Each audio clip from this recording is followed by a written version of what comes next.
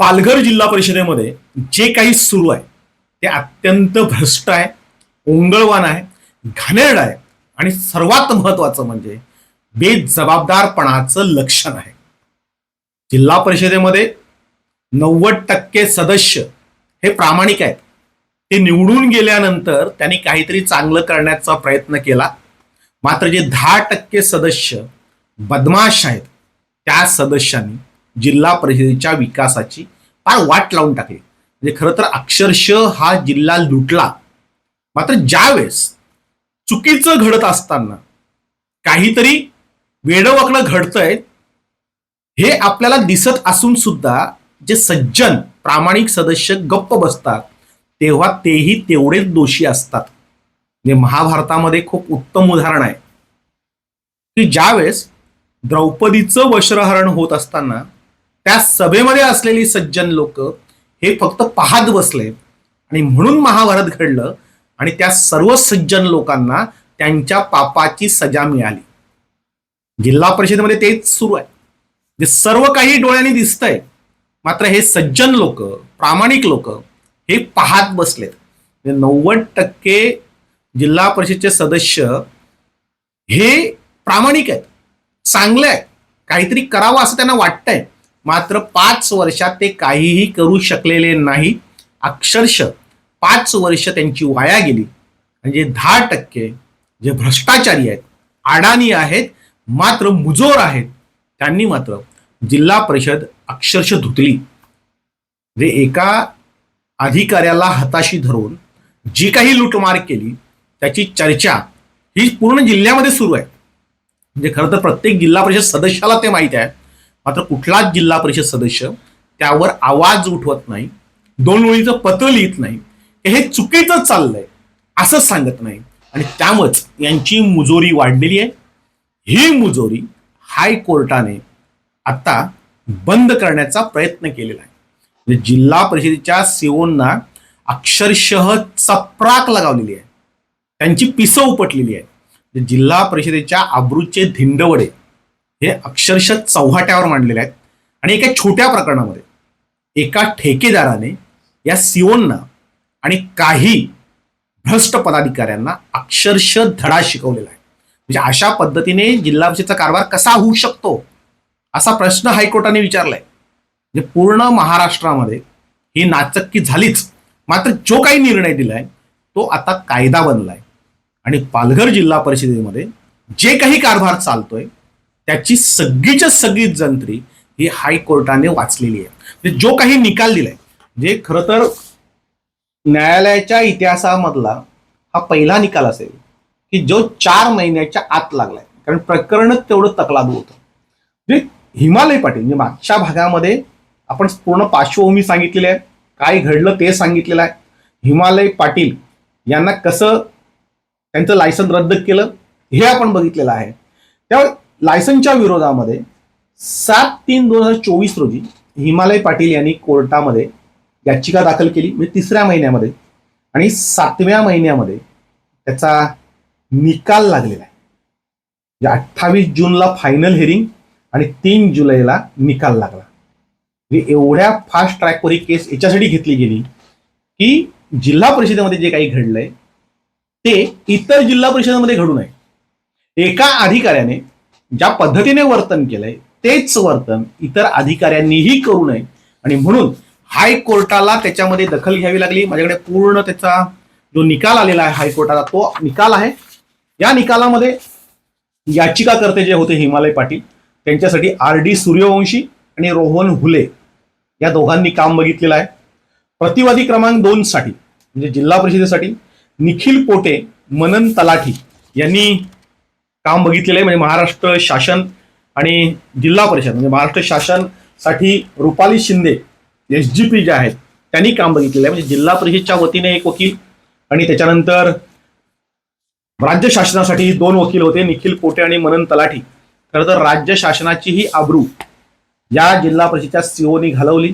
जिल्हा परिषदेची गेलीच होती.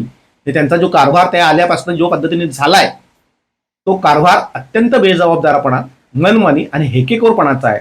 टक्केवारी वसूल करण्याचा आहे. ते इथे इज्जत गेलीच होती. तर आता राज्य शासनाच्या वकिलांनाही तिथे आता तोंड घशी पडावं लागलंय. अशा पद्धतीने हे एकूणच प्रकरण आहे. आपण बघूया न्यायमूर्ती कमल खाता हायकोर्टाचे जे न्यायमूर्ती आहेत त्यांनी या प्रकरणाचा निकाल देताना काय सांगितलंय.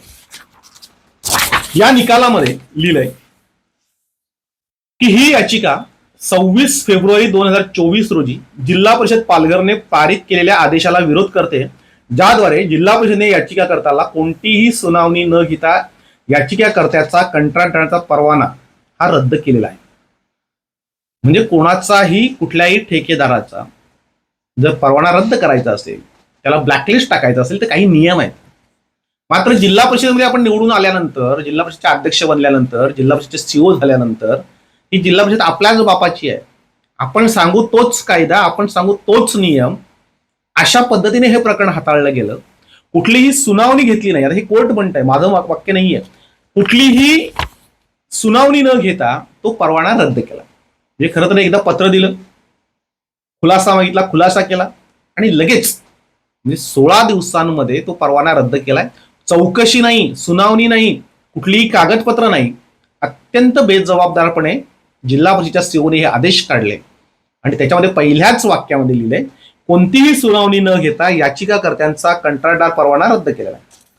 पुढे ते म्हणतात हे एक असामान्य प्रकरण आहे ज्यामध्ये कंत्राटदाराचा परवाना निकृष्ट काम, अटींचा भंग, निधीचा गैरवापर किंवा अशा सामान्य कारणांमुळे नाही, परंतु परिषद सभागृह जिथे सभा सुरू होती तिथे प्रवेश करण्याच्या एकाकी प्रसंगी त्याच्या कथित वर्तनामुळे रद्द करण्यात आला.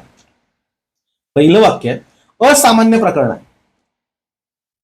असामान्य प्रकरण, असामान्य हा शब्द कधी वापरला जातो की कुठेच घडत नाही, कधी घडलेलं नाही, असं हे प्रकरण आहे. ते पालघर जिल्हा परिषदेमध्ये घडलंय. ते सरळ सरळ असं सांगितलंय सोप्या भाषेत आपल्या पालघरच्या. हा वेडेपणा आहे, हा मूर्खपणा आहे, हा हेखेखोरपणा आहे, हा अधिकाऱ्यांच्या अधिकाराचा हा अतिरेकपणा आहे.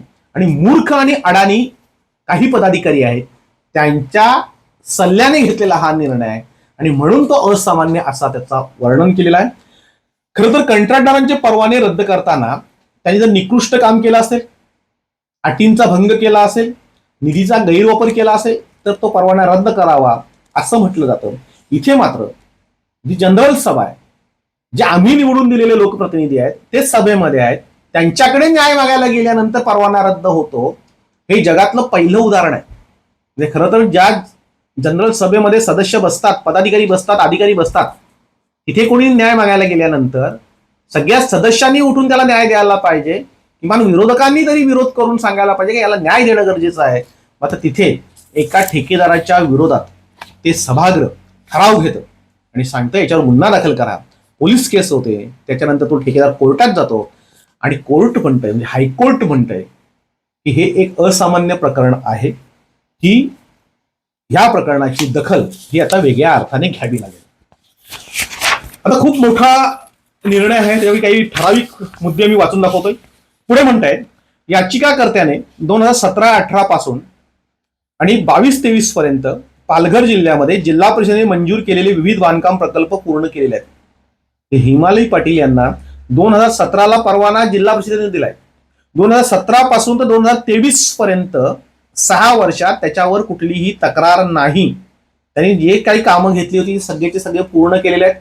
जिल्हा परिषदेचा एवढाही ठपका त्याच्यावर नाही, त्याच्याबद्दल कोणतीही तक्रार नाही आणि जिल्हा परिषदेने कुठलाही पुरावा त्याच्याबाबत दिलेला नाही. आता ज्यांच्या तक्रारी आहेत त्या ठेकेदारांवर, त्या सुशिक्षित बेरोजगारांवर, त्या कंत्राटदारांवर जिल्हा परिषदेच्या सीओने कुठलीही कारवाई केली नाही. उलट त्या ठेकेदारांना बोलून त्यांनी जिथे काही शोभेची झाडं ठेवलेली आहेत, जे काही बॉक्स आहेत त्याच्यामध्ये टक्केवरचे पैसे टाकायला लावून ती प्रकरणं मिटवलेली आहेत. जल जीवन मिशनचं प्रकरण हे एक उत्तम उदाहरण आहे की जल जीवन मिशनच्या कुठल्याही ठेकेदाराला विचारलं तर ते पैसे सीओना देताना कसे देतात, कशा प्रकारे ते घेतले जातात, त्याच्यानंतर जिल्हा परिषदेच्या अध्यक्षांसहित इतर काही जे पदाधिकारी आहेत काही त्यांना कसं वाटप केलं जातं, बांधकाम खात्यामध्ये नेमकं काय चालतं, जव्हार, विक्रमगड आणि मोखाडा या 3च तालुक्यांमध्ये मोठ्या संख्येने बोगस बिलं कशी निघतात. म्हणजे मोखाड्यामध्ये 41 कोटींची बिलं हे जिल्हा परिषदचे अध्यक्ष प्रकाश निकम झाल्यानंतर निघालेली आहे. म्हणजे एकच प्रकरण आम्ही सीओना दिलं होतं की या प्रकरणाची चौकशी करा. सगळेच्या सगळे ठेकेदार ज्यांच्या नावावर कामं आहेत ते सगळेच्या सगळे ब्लॅकलिस्ट होतील, त्यांच्यावर गुन्हे दाखल होतील, शासनाचा निधी हडपला म्हणून ते जेलमध्ये जातील. अशी प्रकरणं असताना सीओनी जो न्याय मागायला जातो त्याचा परवाना रद्द केलेला आहे आणि ते स्पष्टपणे आता या न्यायालयाच्या निकालामध्ये आलेलं आहे. पुढे ते म्हणतात की 16 दिवसांच्या आत हा परवाना रद्द कसा होऊ शकतो. याचिकाकर्त्याला व्यावहारिकरित्या काळ्या यादीत टाकण्यात आली आहे आणि कोणत्याही निविदा प्रक्रियेत भाग घेण्यापासून प्रतिबंधित केले जाईल. त्यामुळे याचिकाकर्त्याचा परवाना रद्द करण्याचा हा निर्णय अत्यंत कठोर व विषम आहे असे गृहीत धरून तो सादर करतो की याचिकाकर्त्याने स्वसंरक्षणार्थ मीटिंग हॉलमध्ये घुसून गैरवर्तन केलेले आहे म्हणून तो परवाना रद्द करण्याचा आदेश बाजूला ठेवला जातो. म्हणजे परवाना रद्द करण्याचा जो निर्णय आहे तो अत्यंत कठोर आहे. मी खरं तर ताशेरे ओढले, तो विषम आहे. म्हणजे तो न्यायाला धरून नाहीये आणि म्हणून तो परवाना रद्द करण्याचा आदेश जो आहे तो आम्ही बाजूला ठेवत आहोत. प्रकरणातील तथ्य व परिस्थिती आणि रेकॉर्डवरील सामुग्री लक्षात घेता आम्हाला अनेक कारणांमुळे कॉर्पोरेशनची आरोपित कारवाई टिकवून ठेवणे कठीण वाटते. म्हणजे जिल्हा परिषदेने जी कारवाई केलेली आहे त्याचे जर पुरावे तपासले, जी काही सामुग्री, जे काही रेकॉर्डवर आलेली कागदपत्र आहेत ते जर बघितलं तर अशा प्रकारचा कारवाईचा आदेश हा टिकवून ठेवणं हे आम्हाला कठीण वाटतं असं हायकोर्ट म्हणत आहेत. पुढे ते म्हणतात की असमाधानकारक काम हे संपुष्टात येण्याचे एक कारण आहे. इथे कारणे दाखवा नोटीसमध्ये कोणताही आरोप नाही. जर एखाद्या ठेकेदाराने जर असमाधानकारक काम केलं असेल, त्याच्या कामावर जर जिल्हा परिषद खुश नसेल तर त्याचं प्रमाणपत्र हे रद्द होऊ शकतं. मात्र जी नोटीस सीओने दिलेली आहे त्या नोटीसमध्ये तसा कुठल्याही प्रकारचा उल्लेख नाही. म्हणजे एखाद्या ठेकेदाराचं प्रमाणपत्र रद्द करण्याचा अधिकार हा सीओना कधी प्राप्त होतो, खरं तर तो बांधकाम विभागाच्या कार्यकारी अभियंत्यांना आहे. तो सीओनी हातात घेतला, तो विषय संपला. मात्र अशा प्रकारचा कुठलाही आरोप किंवा ठपका हा सीओनी 6 वर्षात कधीही ठेवलेला नाही. या आरोपाचा याचिकाकर्त्याच्या कराराद्वारे जबाबदारी पूर्ण करण्याशी कुठलाही संबंध नव्हता. म्हणजे एखादं काम ठेकेदाराला आपण दिलंय, त्या ठेकेदाराला जो करार केलेला आहे त्या कराराशी संबंधित ज्या काही अटी शर्ती असतील त्याचं उल्लंघन जर केलं असेल तर कारवाई होऊ शकते. मात्र त्याचा काही संबंध नाही. आणि ज्यांचा संबंध आहे, ज्यांनी अनेक अटी शर्ती मोडलेल्या आहेत, म्हणजे गारगाव पर्ली भागामध्ये जिल्हा परिषदेने केलेली कामं एकदा जाऊन बघावीत सीओनकडे अनेक तक्रारी आहेत. मात्र सीओ तिथे जाणार नाहीत. इथे मात्र ज्याचा काही संबंध नाही अशा पद्धतीने त्यांनी कारवाई केली आणि म्हणून हायकोर्टाने पिसवू पटले. हायकोर्ट म्हणतंय की काहीही संबंध नाही. याचिकाकर्त्याचे म्हणणे ऐकून न घेताच हा आदेश दिला गेलेला आहे. अस्पष्ट आदेश या अर्थाने गैर बोलणारा आहे. तो याचिकाकर्त्याचे स्पष्टीकरण का अस्वीकार्य आढळले हे देखील सूचित करणारा नाहीये.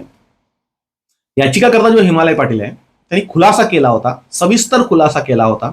मात्र तो खुलासा तुम्हाला का पटला नाही याचं कुठलंही स्पष्टीकरण सीओनी त्या हिमालय पाटीलला दिलेलं नाही. त्यांनी सांगितलं माझ्या मनात आलं म्हणून तुला मी याचिकाकर्ता जो आहे त्याचा परवाना मी रद्द करतोय. म्हणजे हा हेकेखोरपणा झाला, हा मनमानी पद्धतीने झाला. म्हणजे हिमालय पाटील जर जाऊन भेटला असता, सीओनच्या कॅबिनमध्ये जी काही कुंड्या ठेवलेल्या आहेत त्याच्यामध्ये पैसे टाकले असते तर मात्र हा परवाना रद्द झाला नसता. पण मला वाटतंय म्हणून मी परवाना रद्द करतो असं सीओचं म्हणणं आहे, असं कोर्ट म्हणतंय. म्हणजे कोर्टाने अक्षरशः पिसव पडलेली आहे. कोणत्याही परिस्थितीत अस्पष्ट कृती सामुनिपातिकीच्या सिद्धांताला नकार देते. म्हणजे अशा प्रकारची जी कृती आहे ही न्यायिक जे सिद्धांत आहेत त्याला नकार देते. प्रतिवादी क्रमांक 2 ची अस्पष्ट कृती आम्हाला मुंगी मारण्यासाठी हातोडा वापरू नका या अतिप्रसिद्ध म्हणीसारखी आठवण करून देते. कोर्ट म्हणतंय की त्यांनी शब्द वापरलाय, don't use a hammer to kill ant. मुंगीला मारण्यासाठी हातोडा वापरू नका. म्हणजे हातोडा वापरण्यासारखा हा प्रकार आहे. हिमालय पाटील न्याय मागायला येतोय, त्याला दुसऱ्या पद्धतीने समजवता आलं असतं, त्याला न्याय देता आला असता. मात्र इथे थेट तुम्ही हातोड्याचा वार केलाय. म्हणजे अक्षरशः जिल्हा परिषदेची पिसं उपटलेत. जिल्हा परिषदेचे सदस्य जे 90% प्रामाणिक आहेत असा आमचा दावा आहे, त्याच्यापैकी एका तरी सदस्याने या संदर्भामध्ये पुढच्या जनरल सभेमध्ये जाब विचारला पाहिजे की अशा पद्धतीची कृती सीओना करता येते का, सीओने ती कोणत्या अधिकारात केली आणि कोर्टाने नेमकं काय सांगितलंय याचं पूर्णतः वाचन हे आता जीबी मध्ये झालेलं पाहिजे. कारण जीबी मध्ये हा प्रकार घडला होता. म्हणजे सीओ किती मनमानी पद्धतीने कारभार करू शकतो, कोणाच्या सांगण्यावरून, त्यांना कोण सामील होतं. म्हणजे आधी त्यांच्यावर एक आरोप होतो की अडाणी पदाधिकाऱ्याच्या तालावर ते नाचतायत, वाटेल ते निर्णय घेत आहेत. आता हाही निर्णय त्याच पद्धतीने घेतला गेला. कारण हिमालय पाटील यांनी गारगाव पर्ली भागातील कामं भरली आणि म्हणून त्या अडाणी सभापतीने या सीओना सांगून हा प्रकार घडवून आणला आणि तो सीओनच्या आता अंगास आलाय. म्हणजे सीओनच्या अक्षरशः नाकातोंडात पाणी गेलेलं आहे. शासनाने खरं तर कारवाई करायला पाहिजे. जेव्हा असे निर्णय येतात त्यावेळेस शासन त्याच्यामध्ये हस्तक्षेप करतं आणि सीओनवर कारवाई करतं. त्या अधिकाऱ्याची तात्काळ बदली होणं गरजेचं आहे. खरं तर त्यांच्या सगळ्या व्यवहारांची चौकशी झाली पाहिजे. त्यांनी ज्या पद्धतीने जल जीवन मिशनचे झेंडवडे उडवलेले आहेत, ग्रामीण भागात जी काही कामं झाली त्या कामांमध्ये भ्रष्टाचार झालेला आहे. ते दुरुस्तीची कोट्यावधी रुपयांची कामं ही जव्हार मोखाडा आणि विक्रमगडमध्ये झालेली आहेत आणि त्याच्यामध्ये प्रत्येक याच्यामध्ये 10% घेऊन बोगस बिलं काढलेली आहेत. हा आम्ही वारंवार आरोप केलेला आहे. म्हणजे कधीही जाऊन मोखाड्याची कामं तपासा, जी कामं अस्तित्वात नाही त्यांची ही बिलं निघालेली आहेत आणि ती 41 कोटींची आहेत. आणि ती फार वर्षापूर्वीची नाही, एका वर्षामध्ये 41 कोटी हे मोखाड्यावर खर्च केले जात आहेत. आणि बाकीचे जिल्हा परिषद सदस्य त्यांच्या गावामध्ये, ते ज्या गावात राहतात ते जिल्हा परिषद सदस्य जो मतदारसंघ आहे तो सोडून द्या, तिथलं त्यांना एक काम करता येत नाहीये. म्हणजे अशा वेळेस त्या जिल्हा परिषद सदस्यांनी जाब विचारलाच पाहिजे. आता तो विचारला गेला नाही म्हणून असे प्रकार घडतायत. म्हणजे त्यांनी सांगितलंय की ही कृती जी आहे ती मुंगीला हातोड्याने मारण्यासारखं आहे. पुढे त्यांनी एक खूप चांगलं तत्व मांडलेलं आहे की ते न्यायिक पद्धतीमध्ये एक प्रसिद्ध वेडेनबर सरी हे जे तत्व आहे त्या तत्वाचा कसा भंग केलेला आहे. म्हणजे अक्षरशः त्याला पिसं उपटणं बोलतात, ती पिसं कायद्याच्या भाषेत उपटलेली आहेत. Associate provisional picture houses limited विरुद्ध वेडेनसबरी कॉर्पोरेशनमध्ये वेडेनसबरी तत्वाचा वाजवीपणाचा संदर्भ आहे. या परिस्थितीत लॉर्ड ग्रीन MR यांनी सांगितले की सार्वजनिक प्राधिकरणाचा निर्णय रद्द केला जाईल, अन्यथा न्यायिक पुनर्वलोकन प्रक्रियेमध्ये योग्य आदेशाद्वारे हाताळले जाते. तिथे न्यायालय असा निष्कर्ष काढते की निर्णय असा आहे की संबंधित कायद्यावर योग्यरित्या स्वतःला निर्देशित करणारा आणि वाजवीपणे वागणारा कोणताही अधिकारी त्यापर्यंत पोहोचू शकला नसता. सीओना काय सांगितलं न्यायालयाने, जे तत्व आहे त्या तत्वानुसार वागणारा कुठलाही अधिकारी हा निर्णय घेण्यापर्यंत पोहोचू शकला नसता. म्हणजे जिल्हा परिषदेचे सीओ यांना हायकोर्टाने सुनावलंय की संबंधित कायद्यावर योग्यरित्या स्वतःला निर्देशित करणारा, म्हणजे मी खूप प्रामाणिक आहे, मी योग्य आहे हे मी पटवून देतोय असं सांगणारा कुठलाही अधिकारी, त्याचबरोबर वाजवीपणे वागणारा म्हणजे प्रामाणिकपणे वागणारा, चांगल्या प्रमाणे वागणारा कुठलाही अधिकारी त्या तत्वापर्यंत पोहोचू शकला नसता. याचा अर्थ जिल्हा परिषदेचे सीओ हे स्वतःला योग्यरित्या सिद्ध करू शकलेले नाहीत आणि ते प्रामाणिकपणे वागलेले नाहीत. सीओनवर खरं तर गुन्हा दाखल केला पाहिजे. हिमालय पाटीलनी आता कोर्टात गेलं पाहिजे, सांगितलं पाहिजे की हे माझ्यावर अन्याय होतोय, यांच्यावर कारवाई करा. जिल्हा परिषदेच्या सीओनवर आता योग्य ती कारवाई जर शासन करणार नसेल तर त्याला कोर्टामध्ये खेचणं हे गरजेचं आहे. तर कोर्टाचे निर्देश आहेत की कुठलाही अधिकारी अशा पद्धतीने वागू शकणार नाही. तसे हे सीओ वागलेले आहेत. पुढे म्हणतायत हे प्रकरण आहे की याचिकाकर्त्याची अनेक वर्ष परवानाधारक कंत्राटदार म्हणून सातत्यपूर्ण समाधानक कामगिरी केलेली आहे. हिमालय पाटील यांनी जी कामं केलेली आहेत त्याच्यावर कुठलाही ठपका नाही. कुठल्याही ठेकेदारावर हे पैसे घेऊन ठपके ठेवत नाहीत. इथे हिमालय पाटीलवर 6 वर्षात तुम्हाला कुठल्याही प्रकारचा ठपका ठेवता आलेला नाही, कारण तो प्रामाणिकपणे काम करत असेल. म्हणून पुढे ते लिहित आहेत अप्रासंगिक विचार कराराच्या जबाबदारांच्या पूर्तीशी संबंध नसणे हा पाया आहे. म्हणजे मूल पाया काय की एखाद्या ठेकेदाराचं रजिस्ट्रेशन रद्द करायचं असेल, त्याला ब्लॅकलिस्टमध्ये टाकायचं असेल, तर त्याने असमाधानकारक काम करणं, त्यांनी जे करार अटी आहेत त्याच्या शर्तींचा भंग करणं, मात्र असा कुठलाही प्रकार झालेला नाही. याचिकाकर्त्याने एका निर्जन प्रसंगी मीटिंग हॉलमध्ये प्रवेश केला असे गृहीत धरले तरी याचिकाकर्त्यांचा परवाना संपुष्टात आणण्याचं हे कारण असू शकत नाही. यालाच म्हणतात मनमानीपणा, अर्धवटपणा, वेडेपणा, हेकेखोरपणा, मूर्खपणा. म्हणजे याच भाषेत कोर्टाने सांगितलंय की अशा प्रकारे कुठलाही परवाना हा रद्द करता येत नाही. याचिकाकर्त्याला अन्यायकारक वागणूक दिली गेली आणि कारवाई ही विषम आहे. कोर्ट म्हणतंय हिमालय पाटीलला जिल्हा परिषदेने अत्यंत वाईट वागणूक दिली, ही कारवाई चुकीची आहे. वेडणेसबरी तत्व लागू करून आम्हाला वाटते की म्हणजे आधीचे जे कोर्टाचे निर्णय जे आहेत, जे तत्व आहे वेडणेसबरीचं, त्याच्यामध्ये ही कारवाई प्रतिबंधक कृती टिकाऊ नाही आणि ती रद्द करणे आवश्यक आहे. जो परवाना त्यांनी रद्द केलाय ती योग्य नाहीये, ती कोर्टाच्या पुढे टिकणारी नाहीये, कोणत्याच न्यायाने नियमाने ती बसत नाहीये आणि म्हणून ती रद्द करणं गरजेचं आहे असं न्यायालय म्हणत आहे. जिल्हा परिषदेचे सदस्य जे प्रामाणिक आहेत 90%, त्यांनी भान ठेवून ऐकावं की आपल्या जिल्हा परिषदेचा कारभार कसा चालतो आणि हायकोर्ट काय म्हणतंय. हायकोर्ट म्हणतंय की ही पद्धत जी आहे ती अत्यंत चुकीची आहे. आमच्या भाषेमध्ये ती अशोभनीय आहे, ती घाणेरडी आहे, ती चुकीची आहे, ती भ्रष्ट आहे, ती ओंगळवाणी आहे. कारण काही अडाणी लोक ही जिल्हा परिषदेमध्ये बसलेली आहेत पदावर आणि त्याचा गैरफायदा घेऊन हे भ्रष्ट अधिकारी अशा प्रकारचे निर्णय घेतात. पुढे म्हणतात टाटा सेल्युलरमध्ये न्यायालयाने तर्कहीनपणाचे 2 पैलू नमूद केलेले आहेत. तर्कहीनपणाचे म्हणजे कुठल्याही तर्कावर जे आधारित नाहीत ते टाटा सेल्युलरमध्ये आहेत. निर्णयकर्त्याच्या वस्तुस्थितीच्या मूल्यमापनाचे पुनरावलोकन करणे न्यायालयासाठी खुले आहे. न्यायालय हस्तक्षेप करेल जिथे संपूर्णपणे केलेली तथ्य निर्णयकर्त्याच्या निष्कर्षाची तार्किक हमी देऊ शकत नाहीत. जर एका कृतीकडे निर्देश करणाऱ्या तथ्यांचे वजन जबरदस्त असेल तर दुसऱ्या मार्गाने घेतलेला निर्णय कायम ठेवता येणार नाही. म्हणजे तुमच्या हातामध्ये सत्ता आहे, तुमच्या हातामध्ये वजन आहे, म्हणून तुम्ही एखादा निर्णय जर घेत असाल तर कोर्टाला हस्तक्षेप करणे तिथे गरजेचं आहेच असं न्यायालय म्हणतंय. न्यायालय हस्तक्षेप करेल जिथे संपूर्णपणे घेतलेली तथ्य निर्णयकर्त्यांच्या निष्कर्षांची तार्किक हमी देऊ शकत नाही. निर्णय करते कोण? जिल्हा परिषदच्या सीओ, अख्खी जिल्हा परिषद, कारण तेव्हा जीबी होती, जीबी मध्ये घेतलेला हा निर्णय आणि त्यांच्या निष्कर्षाची तार्किक हमी ते देऊ शकत नाही. अशा वेळेस कोर्ट हस्तक्षेप करतंय असं टाटा सेल्युलर मध्ये म्हणतंय आणि त्या आधारावर हा निर्णय दिला गेलेला आहे. दुसरं जे आहे टाटा सेल्युलरचं, एखादा निर्णय भिन्न वर्गाप्रमाणे त्याच्या कार्यामध्ये आंशिक आणि असमाधान असल्यास तो अवास्तव मानला जाईल.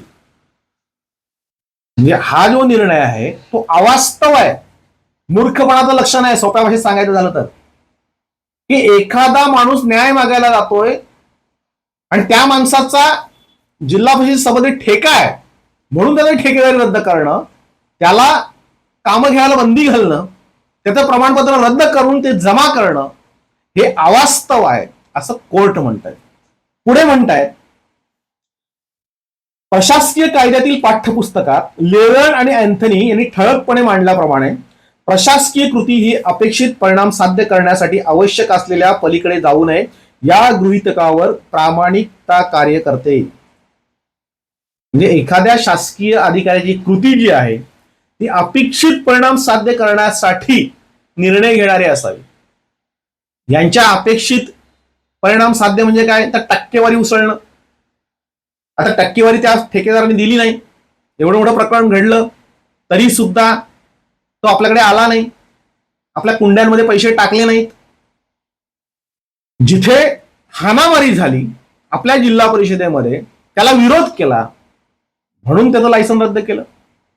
काम वाटपच्या वेळेस जी काम वाटपची पद्धत आहे ती डावळून ठेकेदारांना तिथे कामं टाकण्यास मज्जाव केला, बाहेरून लोक आणली, गुंड लोक आणली, त्यांनी धिंगाणा घातला त्यांच्या विरोधात तक्रार केली म्हणून प्रमाणपत्र रद्द केलं, म्हणजे या सीओची खर तर योग्यता ही तपासली पाहिजे असंच या न्यायालयात म्हटलंय. कुठलाही अधिकारी तो बघेल, तो त्या जिल्ह्याच्या हिताचं बघेल, त्या कार्यालयाच्या हिताचं बघेल, मात्र तसं इथे झालेलं नाही. म्हणजे अपेक्षित परिणाम, प्रशासकीय कृती कशी असावी तर ती अपेक्षित परिणाम साध्य करण्यासाठी असावी आणि परिणामकारक साध्य करण्यासाठी आवश्यक असलेल्या पलीकडे जाऊ नये या गृहीतकावर ती प्रामाणिकपणे कार्य करणारी आहे. इथे सिओनचा प्रामाणिकपणा जर सांगायचा झाला तर त्यांचे अनेक प्रकार, म्हणजे जिल्हा परिषदेच्या ठेकेदारांनी पैसे टाकताना जे काही त्या कुंड्यामध्ये पैसे टाकताना जे काही व्हिडिओ आहेत ते जर व्हायरल केले तर यांची योग्यता ही स्पष्ट होईल. आणि त्यामध्ये त्यांनी खूप चांगल्या प्रकारे सांगितले की कठीण कवचाचे फळ फोडण्यासाठी स्लेज हातोड्याचा वापर करू नये. त्यांनी अनेक म्हणींचा वापर केलाय, न्यायालयाने अनेक म्हणींचा वापर करत यांना उद्देशाचे डोस पाजलेत की कठीण कवचाचे फळ फोडण्यासाठी स्लेजर हातोड्याचा वापर करू नये. आणि तर्कहीनतेच्या विरुद्ध अनेकदा न्यायालयांना निर्णयाच्या गुणवत्तेचे पूर्णांक करण्याच्या जवळ आणणे समज येते. तर्कहीनतेच्या विरुद्ध जो सीओने निर्णय घेतलाय तो तर्कहीनतेच्या विरुद्ध आहे असं न्यायालय म्हणतंय आणि म्हणूनच त्याची दखल तातडीने घेतली गेली. म्हणजे 4 महिन्यामध्ये निकाल लागला. हिअरिंग झाली 28 जूनला, 3 जुलैला निकाल लागलेला आहे.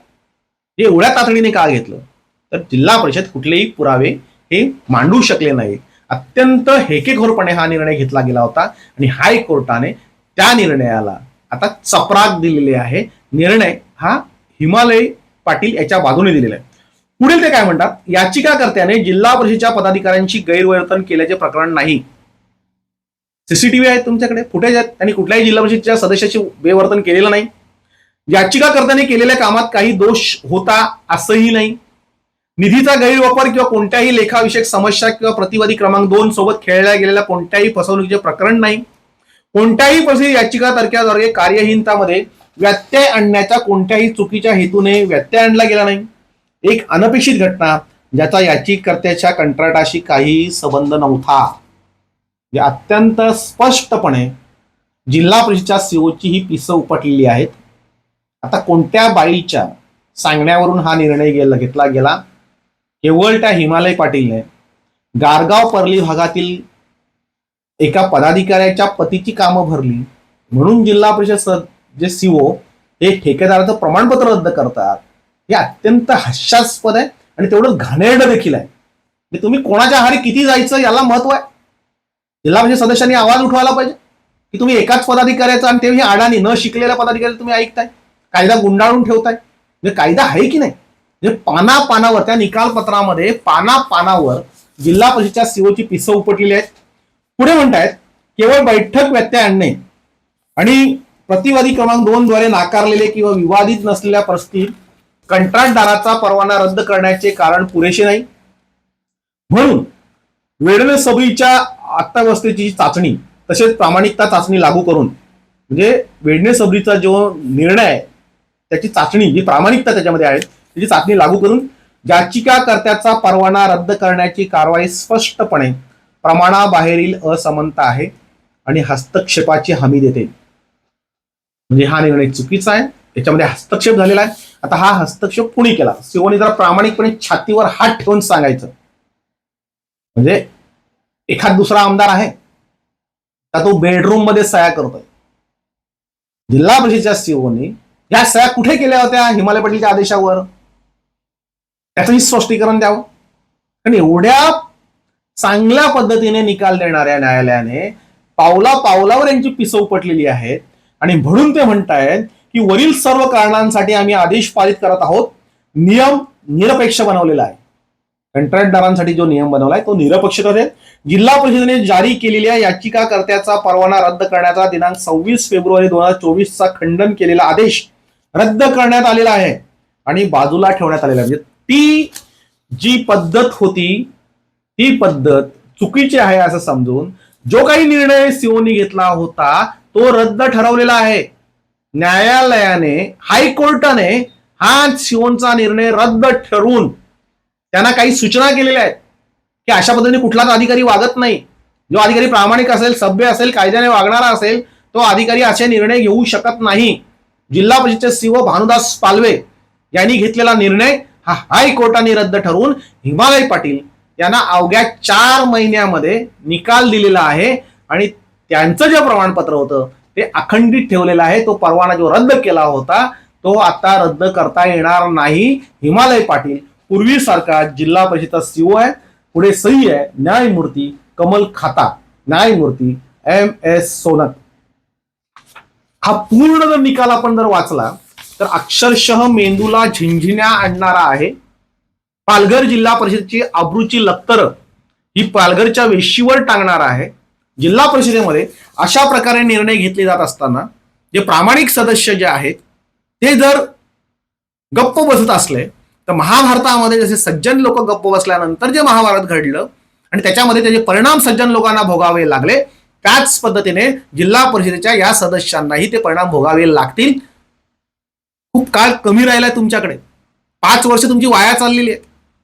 अशा वेळेस तुम्ही जर अशा भ्रष्ट प्रकरणाविरुद्ध आवाज उठवू शकत नसाल तर तुम्ही जनतेशीही तुमच्या मतदारांशीही बेईमानी केलेली आहे. तुम्हाला ज्या कारणासाठी निवडून दिलं होतं त्या कारणांना तुम्ही न्याय देऊ शकला नाहीत आणि म्हणून काही अडाणी पदाधिकाऱ्यांनी जिल्हा परिषदच्या सीओना हाताशी धरून पूर्ण जिल्हा परिषद लुटली आणि अशा बेजबाबदारपणाचे निर्णय घेतले आणि म्हणून याच्यावर आवाज उठवणं गरजेचं आहे. खरं तर आता पुढच्या जीबीमध्ये जिल्हा परिषदच्या सीओना या संदर्भात जाब विचारला पाहिजे. शासनाने या निर्णयाची दखल घेतली पाहिजे. खरं तर हायकोर्टामध्ये जे निकाल लागतात ते पुढे कायदा बनतात, त्याची संदर्भ देऊन पुढचे निर्णय घेतले जातात. जिल्हा परिषदच्या सीओमुळं जे 2 वकील दिले गेले म्हणजे हिमालय पाटील यांनी महाराष्ट्र शासन यांनाही पार्टी केलं होतं आणि जिल्हा परिषदच्या सीओनाही पार्टी केलं होतं. जे राज्य शासनाच्या वकिलांनाही मान खाली घालायला लागली, जिल्हा परिषदच्या वकिलांनाही मान खाली घालायला लागली, त्यांच्या विरुद्ध हा निर्णय गेला आणि म्हणून सीओंवर कारवाई होणं गरजेचं आहे. अशा प्रकारचे निर्णय घेणं हे थांबवलं पाहिजे आणि यासाठी जिल्हा परिषदच्या सीओंवर भानुदास पालवेंवर या प्रकरणामध्ये कठोर कारवाई झाली पाहिजे. जर हिमालय पाटील जर कोर्टात जाणार नसतील तर आम्ही या संदर्भात याचिका दाखल करून या प्रकरणाचा सोक्षमोक्ष लावू.